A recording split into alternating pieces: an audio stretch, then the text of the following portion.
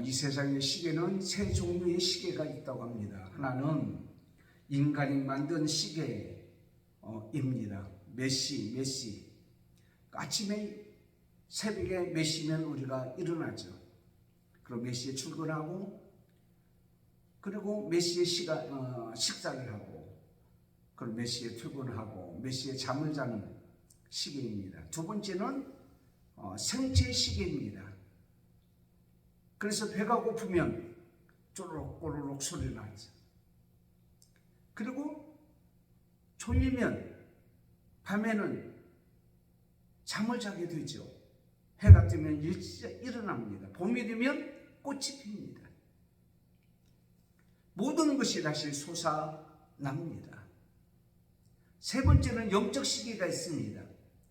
그것은 하나님 백성 성도만이 느끼고 깨닫고 알게 되는 바로 영적, 하나님께서 지금 이 시간에 우리에게 원하는 것이 무엇일까 알고 깨닫고 행동하는 시계입니다. 지금 계절은 봄입니다.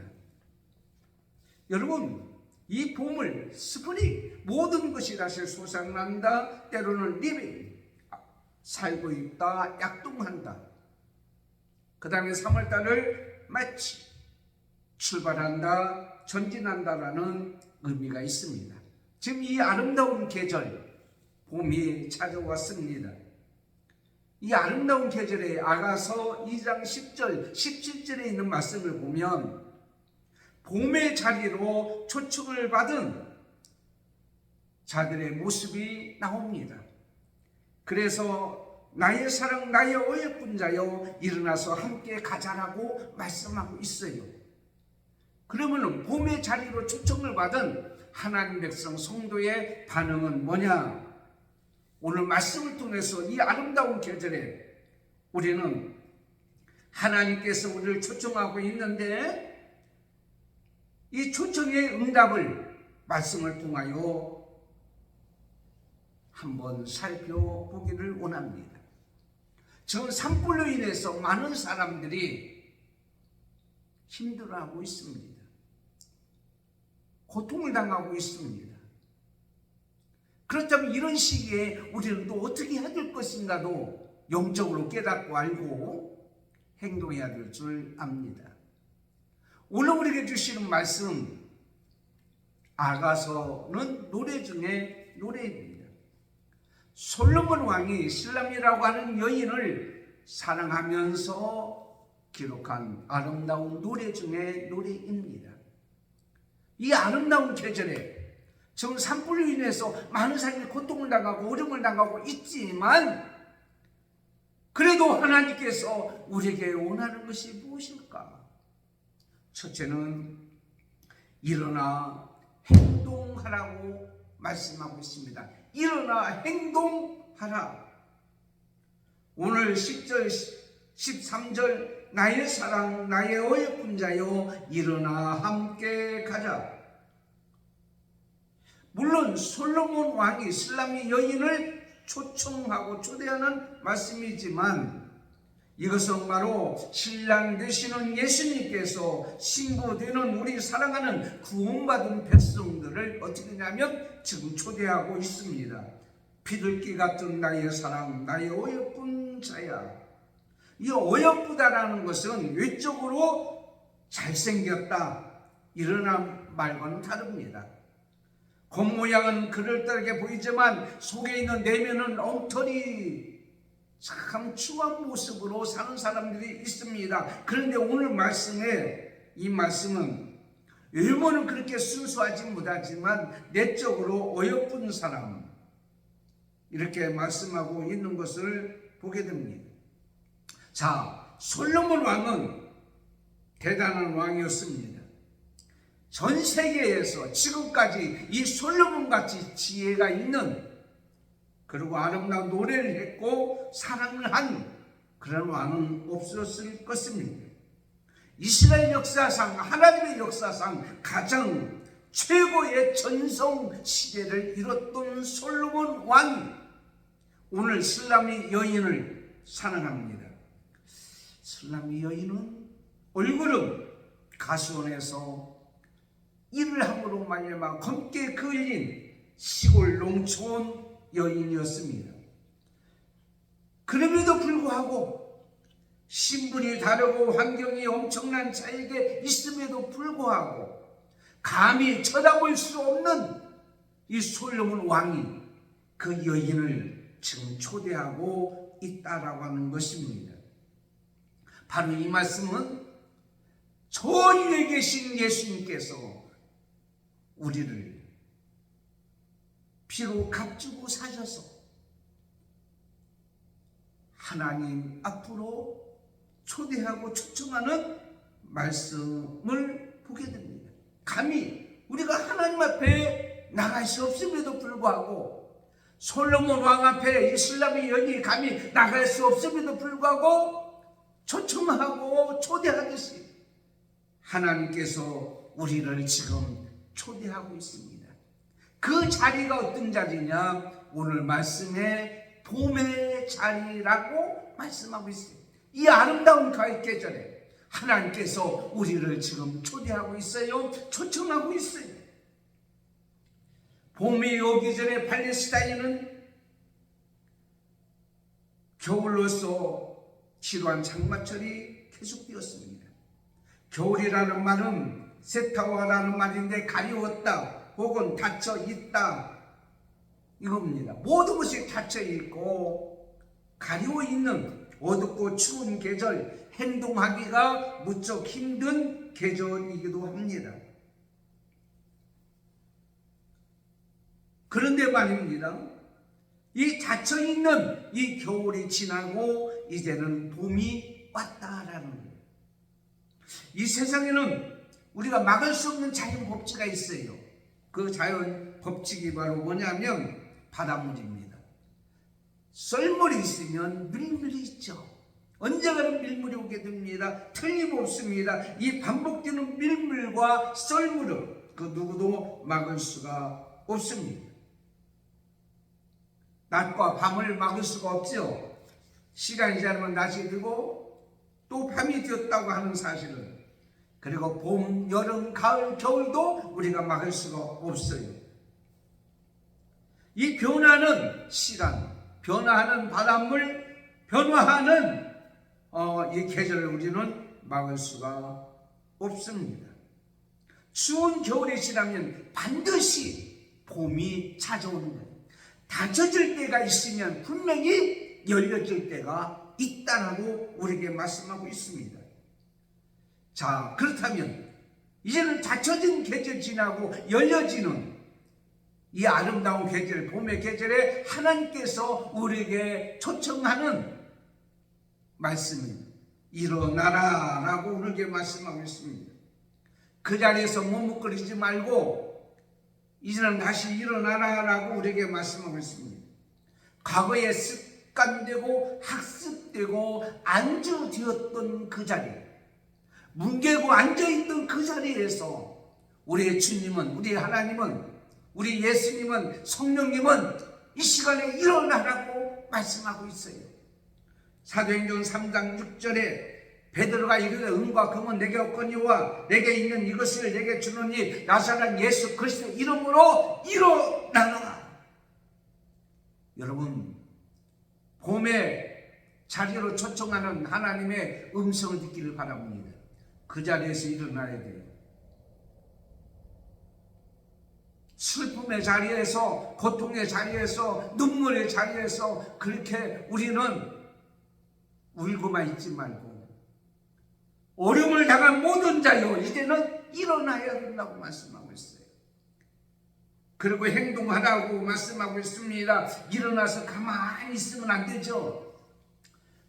아이들이 일어나서 눈만 뜨고 침대에 누워있다고 일어나는 것이 아니잖아요. 일어나서 번쩍 일어나서 양치질 하고 세면을 하고 식사를 하고, 그리고 자기 일터나 학교나 자기의 삶의 현장으로 가서 행동으로 옮겨지는 것을 우리에게 말씀하고 있습니다. 이 행동은 열정적인 것을 말하고 있어요. 그 열정은 그 누구도 막을 수가 없어요. 어제 전도하러 나가니까요. 광야 예배 드리러 나가니까요. 거기에 벌써 꽃방울이 올라가서 꽃이 피었어요. 목련꽃이 피었어요. 그 추운 겨울에 훔치고 있다가 봄이 되니까 이거 터쳐서 올라오는 거예요. 이 아름다운 계절, 봄꽃은 잎이 생기기도 전에 그 앙상한 가지에 꽃봉오리부터 피어내는 것을 우리는 보게 됩니다. 그렇다면 지금 우리는 영적, 육적으로 슬픔에 잠겨 있습니다. 앞으로 어떤 일이 우리 앞에 다가올지 모릅니다. 여러분, 이번에 산불을 우리가 보았잖아요. 상상할 수 없는 그런 일들이 막 일어나서 초토화되는 그런 모습 우리는 보게 됩니다. 그런데 그러한 겨울 같은 그 자리에서 감히 말씀드립니다. 우리 일어나서 가만히 있지 말고 뭔가 행동으로 옮겨야 될 것을 말씀하고 있습니다. 영적으로도 마찬가지입니다. 로마서 13장 11절에 또한 너희가 이 시기라 그러면 자다가 깰 때가 되었다라고 말씀하고 있습니다.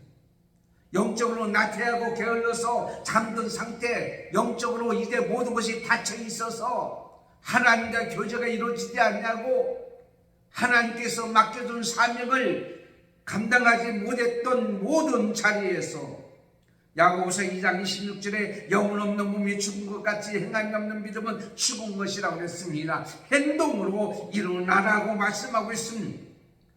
지금 하나님께서 우리를 초청하고 있습니다. 머뭇거릴 시간이 없어요. 좋은 일과 복된 일에는 때가 있습니다. 봄에는 씨를 뿌려야 가을에 열매를 거두게 됩니다. 사람들은 그런 얘기해요. 기회는 인생에 인간이 3번 온다고요. 그런데 성경이 어디를 봐도 3번 온다는 얘기는 없습니다. 이것이 우리에게 주는 마지막 기회일 수가 있어요.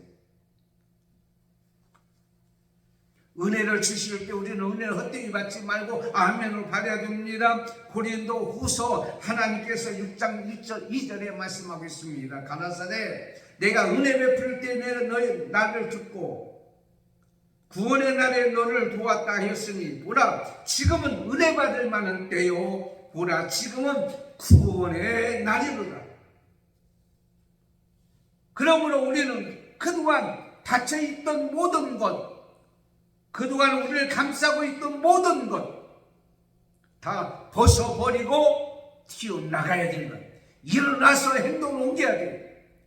바디메오야 예수님이 너를 부른다. 겉옷을 집어 던지고 예수님 앞에 뛰어나갔단 말이에요. 이 봄의 계절에 이 자리에 우리 주님은 일어나 하나님께서 말씀하고 있어요. 행동하기를 원하고 있어요. 로마서 12장 1절에 너희 몸을 하나님이 기뻐하시는 거룩한 산제물로 드리라. 이런 너희가 영적 드릴 예배인지라. 슬픔에 잠긴 자들이요, 고통의 자리에 있는 자들이요, 온 집의 모든 것이 불타버리고 있는 자들이요,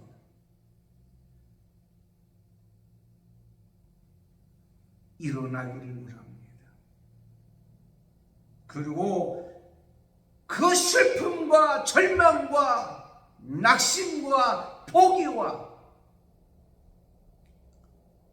이것으로 다 둘러싸여 있던 이 겨울 같은 모든 것들을 집어 벗어버리고 행동으로 이제는 옮겨야 됩니다. 다시 시작해야 됩니다. 3월이라는 말은 다시 시작한다, 나는 새롭게 전진한다 라는 의미가 있다고 하는 거예요. 두 번째는 소망을 안고 가야 됩니다. 오늘 말씀에 솔로몬 왕과 슬람의 여인의 사랑을 통해서 성도를 향한 예수님의 사랑이 얼마나 귀하고 간절한지를 잘 나타나고 있습니다. 이 봄이라는 계절, 이 봄이라는 말은 보다, 본다라는 동사입니다. 이것이 나중에 바뀌어서 명사형인 봄이 되었습니다. 따라서 봄은 바라보는 겁니다. 닫혀진 것에서 열려진 것을 보게 됩니다. 안 되는 것에서 되게 되는 것을 봅니다. 불탄 자리에 새로운 집을 짓게 되고, 불탄 과수원에, 불탄 농토에 다시 새로 나오는 나무나 농작물을 바라보고 아름다운 열매를 맺게 되는 것을 바라보는 소망을 가져야 될 것을 우리에게 말씀하고 있습니다. 그러려면 어떻게 됩니까? 요한복음 15장 7절에 너희가 내 안에 거하고 내 말이 너희 안에 거하면 무엇이든지 하나님께서 원하는 대로 주신다 말씀하고 있어요. 그러므로 우리는 어떻게 하겠습니까? 이제 붙어 있어야 돼요. 오늘 말씀같이 주님 앞에 붙어있고 하나님 앞에 붙어있고 성령과 늘 함께 할 때에 13절에 일어나서 함께 가자. 우리 주님과 우리 하나님과 그분께서 주시는 소망을 안고 우리는 가기를 원하고 있습니다.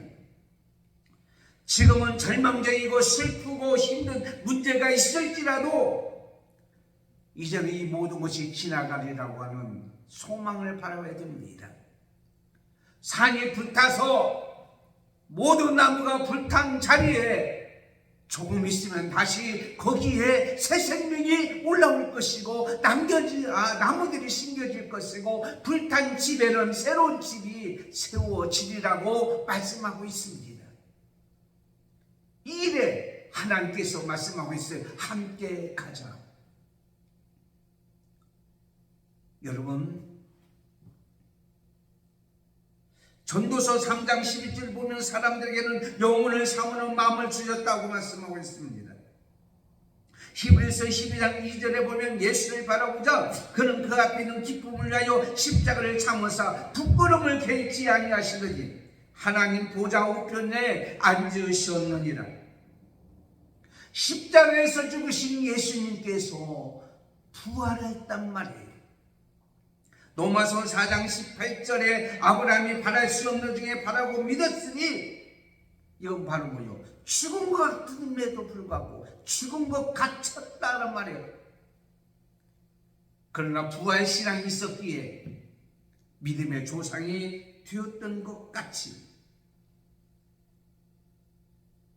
앞으로 하나님께서 우리에게 주실 그 아름다운 열매, 꽃이 피고 열매를 맺게 되고 그 열매를 거둬서 행복한 삶을 살 수 있게 되리라는 것을 바라보고 나가는 것이 바로 봄입니다.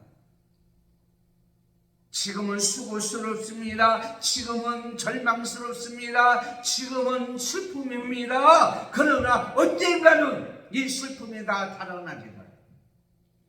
이 자리가 변하여 새롭게 되는, 꽃이 피고 열매가 맺게 되는 그런 것들이 분명히 오리라고 하는 소망을 안고 우리는 함께 예수님과 함께 우리 모든 자와 함께 이루어가고 가야 될 줄을 우리에게 말씀하고 있습니다. 지난주에 말씀드린 것 같이 어렵고 힘든 일을 당하고 겨울철을 만난 것 같이 모든 것이 다 닫혀진 그러한 사람들이 죄가 많아서가 아니라고 말씀하셨어요. 또 죄가 없어서도 아니라고 말씀하셨어요. 그걸 보고 이 땅에 우리가 어떻게 살아야 될 것인가, 세상의 모든 것은 헛되고 헛되니 모든 것이 헛되도다. 흔적도 없이 사라져요. 죄만 남게 되는 세상에서 우리의 소망은 하나님밖에 없다라는 소망을 가지고, 그리고 하나님께서 허락해 주시면 지금 이전보다 더 아름답고 복된 일이 우리 앞에 있으라고 믿고 그분과 함께 가고, 그리고 모든 백성들이 이 슬픔에 함께 동참하고 위로하고 격려하는 우리 모든 자가 되어야 될 줄을 믿습니다. 19세기 최고의 시인 롱펠루라는 사람이 있습니다. 이 사람은 매우 쓰디쓴 인생의 시련기를 많이 당한 사람이었습니다. 아내가 젊어서부터 많이 아팠습니다. 고생하다가 세상을 떠났습니다. 두 번째 결혼을 했는데 얼마 되지 않냐고 화상을 입고 이 두 번째 아내마다 마저 세상을 떠났습니다. 롱펠루가 75세가 되어 세상을 떠날 때였습니다. 물어봅니다. 선생님은 두 부인의 사별뿐만 아니라 인생에 있어서 많은 고난과 고통이 있었는데 어떻게 그런 고통의 상황을 잘 지내고 그렇게 아름다운 시를 쓸 수가 있었습니까? 그가 이렇게 얘기합니다. 마당에는 사과나무를 가리키면서 저 사과나무가 나의 스승입니다. 저렇게 나이가 많고 늙은 사과나무지만 거기에 새 가지가 나고 꽃이 피고 열매를 맺게 되는 것을 보고 내가 힘들고 어렵고 고난과 고통 가운데 있지만 나는 이렇게 늘 새롭게 꽃이 피고 열매를 맺는 것 같이 새 힘을 받아서 글을 썼다고 하는 소망을 가지고 지금 여러 가지로 인해서 고통과 고난을 당하는 또 몸이 아파서 힘들어 하시는 분들 그분들에게 감히 말씀드립니다. 봄에 우리를 초청하여서 말씀하시는 것 같이 꽃이 피고 열매를 바라보고 소망을 안고 함께 가듯이 함께 가기를 원하고 있습니다. 분명히 새 가지가 나옵니다. 분명히 꽃이 핍니다. 분명히 열매를 맺게 됩니다. 광야교회 사랑하는 성도들, 어제 바람이 얼마나 세차게 불었는지 몰라요. 그 돗자리를 깔았는데 돗자리가 날려다니는 거예요. 날려다니는 거예요. 그럼에도 불구하고 나오셔서 함께 예배하는 그들의 모습 속에서 하나님이 그들에게 주는 소망을 받습니다. 그냥 앉아가지고 그 자리에 앉아서 바라보고 소망하는 것은 죽을 날만 바라볼 수밖에 없고 꿈도 없이 소망도 없이 살아갔던 우리 인생들에게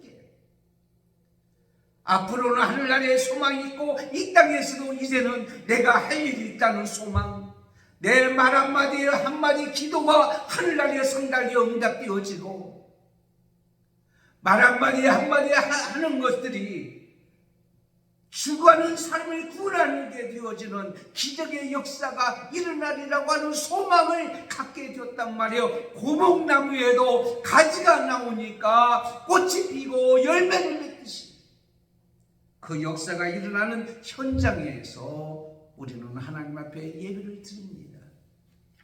세 번째는 생명을 노래하라 라고 우리에게 말씀하고 있습니다. 오늘 우리에게 주시는 말씀입니다. 우리는 이 땅에서 생명이 잊지 못할 존재였습니다. 로마서 5장 8절에 우리가 아직 죄인이었을 때 그리스도께서 우리를 죽으심으로 말미암아 그러니까 죄인이어서 영원히 망할 자를 하나님께서 예수님을 보내시고 예수님이 십자가에 돌아가심으로 말미암아 우리에게는 다시 살게 되었단 말이에요. 생명을 주셨다는 말이에요. 생명이 있는 자는 어떤 자입니까? 살아있는 거예요. 오늘 말씀에 뭐라고 말씀하고 있습니까? 12절에 노래할 때가 이르렀는데 라고 말씀하고 있습니다. 노래하라고 말씀하고 있습니다. 그리고서 뭐라고 하는 14절에 말씀하고 있습니다. 바위 틈 낭떠러진 은밀한 속에 있는 나의 비둘기야 나로 내 얼굴을 보게 하라. 낭떠러지는 절망의 자리입니다. 고난의 자리입니다. 슬픔의 자리입니다. 낙심의 자리입니다. 이제는 얼굴을 보여달라고 얘기를 하고 있는 거예요.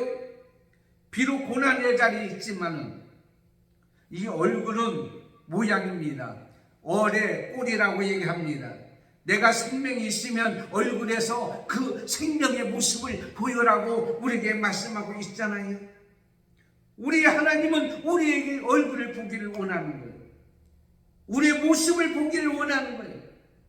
그리고 우리와 함께 교제하고 말씀을 나누기를 원하는 거예요. 왜? 우리는 영적으로 살아있기 때문에.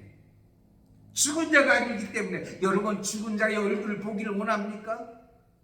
한번 마지막으로 보는 순간이지 오랫동안 보고 나면 더 이상 보고 싶지 않은 것입니다.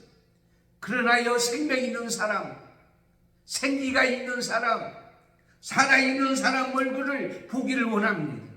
우리는 영적으로 예수 그리스도를 통하여서 영원히 죽을 자가 살아난 영원한 생명을 소유한 자입니다. 그러므로 우리의 눈에서 하나님을 사랑하는 생기가, 생명이 나와야 됩니다. 우리 입에서 살아있는 생기, 생명의 언어가 나와야 됩니다. 우리의 손에서 발에서 살아있는 생기, 생명의 힘이 나와야 됩니다. 우리의 주님은 그걸 보고 싶어 합니다. 얼굴 한번 보자. 죽은 자에게 얼굴 한번 보자 하지 않잖아요. 살아있기 때문에 한번 얼굴 한번 보자. 언제 한번 같이 식사 한번 하자. 하나님 우리에게 말씀하는 거예요. 예수께서 37장 1절에서 10절까지 보면 포로된 이스라엘 백성들이 바로 해골이라고 말하고 있어요. 죽어있는 자라고 말씀하고 있어요. 송장이라고 말하고 있어요. 마른 뼈라고 말씀하고 있어요. 그러나 그 포로된 자들이 하나님의 은혜로 해방이 되어서 돌아왔을 때에 그들은 생기 있는 자였어요. 살아있는 자였어요. 하나님 앞에서 하나님과 영적으로 모든 삶의 교제가 이루어져 있는 것을 보게 됩니다. 예수님께서도 죽은 자를 살리는 사건들이 있습니다. 마가복음 5장 41절 회당장 아이로 집에서 죽은 수녀를 달릴가끔하며 손을 잡아 일으켰습니다. 산을 잡아 일으켰는데 안 일어나는 거예요. 왜 안 일어납니까? 죽어 있으면 안 일어나네요. 살아있으니까 일어나는 거예요. 봄에요, 싹이 나고요, 꽃이 피고요, 아름다운 동산이 완전히 색깔로, 아름다운 색깔로 물들이잖아요. 왜요? 생명이 있기 때문에.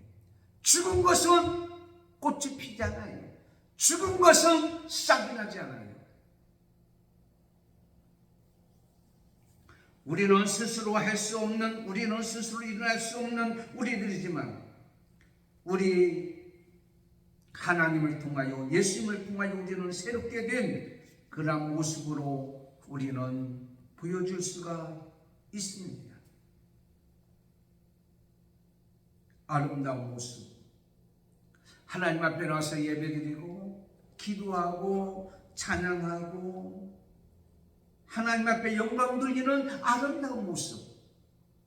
그 모습을 보기를 원하고 있습니다. 14절에 있는 말씀, 내 소리를 듣게 하라고 그랬어요. 여기 소리는 달콤하다, 기쁨을 준다고 하는 말씀입니다. 내 소리를 듣게 하라라는 말씀은 하나님을 기쁘게 하는 소리 하라. 하나님을 기쁘게 하는 게 뭐예요? 찬양이잖아요. 노래잖아요. 이 아름다운 계절에 하나님께서 우리에게 원하는 것이 뭐냐? 기쁨으로 찬양하는 거예요. 꽃이 피고 새가 울면 아름다운 봄이 와서 많은 사람들이 기쁨으로, 찬양으로, 감사로 이렇게 하듯이 시편 126편 1절에 여호와께서 시온의 불을 돌려보실 때에 우리는 꿈꾸는 것 같도다. 그때 우리 입에는 웃음이 가득했고 우리 혀엔 찬양이 찼습니다. 사랑하는 성도 여러분, 예수님을 기쁘게 하는 노래가 뭡니까? 예수님을 즐겁게 하는 찬양이 뭡니까? 이 봄에 하나님께서 우리에게 원하는 것이 뭡니까? 로마서 6장 4절에 그리스도를 죽은 자 가운데서 살리신 것 같이 우리로 또한 새 생명 가운데서 행하게 하려 합니다. 13절에 포도나무는 꽃이 피어 향기를 토하는구나. 포도나무는 어떤 곳입니까? 포도나무 동산은 어디입니까? 교회를 상징합니다. 은혜의 동산, 우리 성도를 상징합니다. 우리가 이 땅에서 향기를 토한다. 아름다운 찬양을 하게 됩니다. 노래를 하게 됩니다. 노래만이 하나님을 기쁘게 하는 게 아니잖아요. 생명을 안고 가는 자는 우리 입에는 찬양이 있고 우리 입에는 감사가 있고 우리 입에는 섬김이 있습니다. 감사해서 하나님 앞에 드려지는 거예요. 옥합을 깨뜨린 여인이 예수님 앞에 향기를 부었을 때에 하나님의 예수님의 은혜가 너무 감사하기 때문에 지칠 줄 모르고 예수님 앞에 모든 것을 드렸듯이 생명이 얻게 된 자, 죽은 자가 다시 살아난 자, 망할 자가 다시 흥하게 된 자는 생명을 안고 그 모습에서 자신만을 위해서 살지 아니하고 남을 위해서 사는 삶이 되어질 거예요. 전도하는 겁니다. 살아있는 자는 살아있는 생기를 전하는 거예요. 그 소리, 전도하는 소리를 듣기를 하나님께서 원하고 있습니다. 싫어하든 싫어하지 않든. 여러분, 전도다 보면 우리 광야교회 성도들이 그래요. 목사님, 그분은 하지 마세요. 그분은 하시세요. 막 눈을 깜빡거리고 옆에서 안 돼요. 그래도 예수 믿고 천국 가셔야 돼요.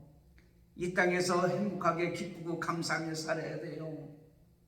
저도요, 그렇게 하면서 어떤 때 보면 나도 내가 왜 이렇게 변했는지 몰라요. 나는 굉장히 이 속에 있는 것이 얼굴에 표시가 많이 난 사람이거든요. 근데 왜 이렇게 느글맞게 되고 어떻게 그렇게 됐는지 몰라요. 그런데 내 속에 예수의 생명이 있기 때문에,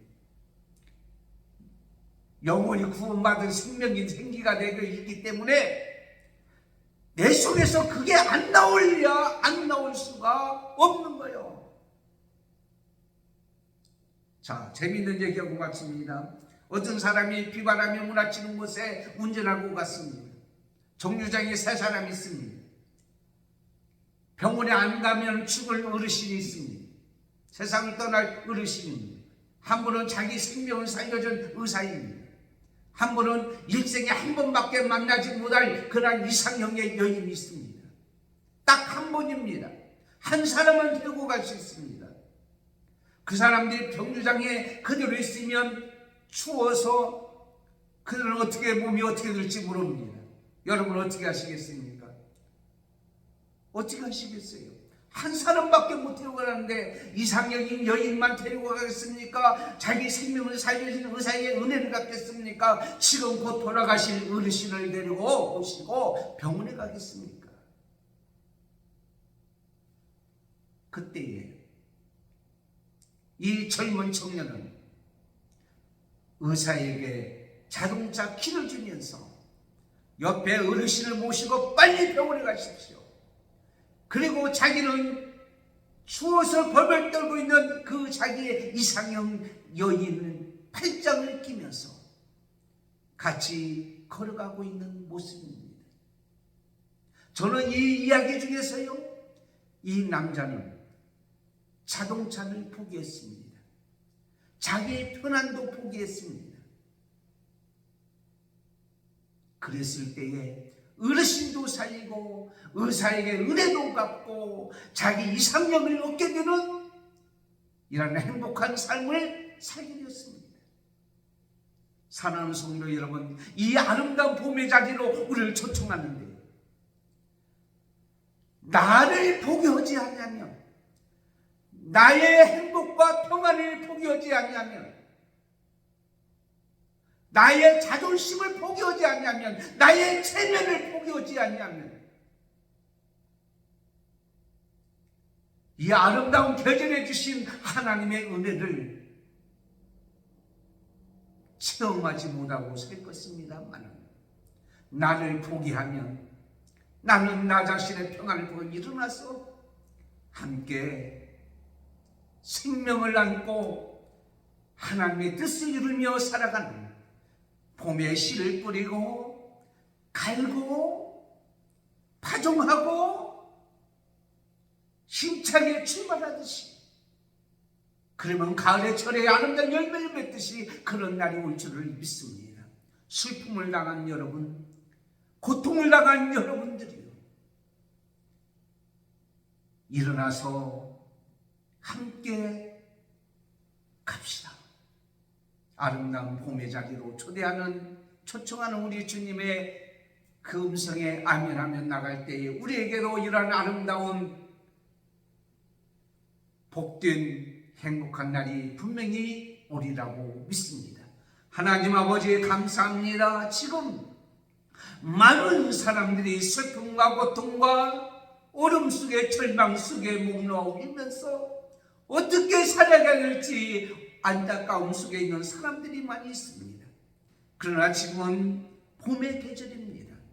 오늘 말씀같이 모든 닫혀진 이 상황 속에서 때가 되면 봄에 다시 일어나서 함께 생명을 안고 힘있게 하나님을 기쁘게 하며 살아가는 아름다운 일이 있을 줄 믿고 소망 가운데 살아가는 우리 모든 자가 되게 해 주시옵소서.